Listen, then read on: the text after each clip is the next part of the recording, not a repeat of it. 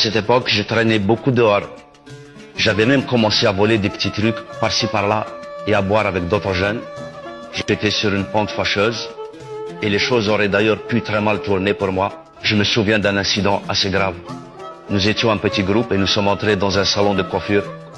Pour une raison que j'ai oubliée, un des jeunes de la bande a commencé à m'insulter.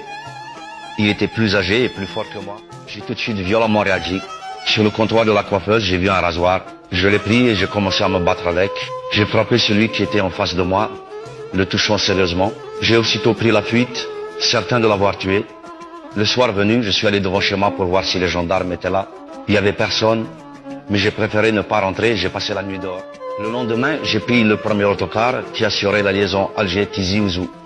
Arrivé au village, je me suis rendu chez une tante qui a immédiatement compris que quelque chose de grave s'était produit. J'avais du sang sur moi, j'étais couvert de boue, je ne devais pas être beau à voir.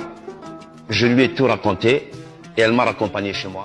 Constat, procès verbal, 2 nuits de détention provisoire avant de retourner chez le procureur. Je lui fais la leçon. Le garçon que j'avais touché n'était heureusement pas gravement blessé et me dit de ne pas recommencer. Comme j'étais mineur, il allait me relâcher.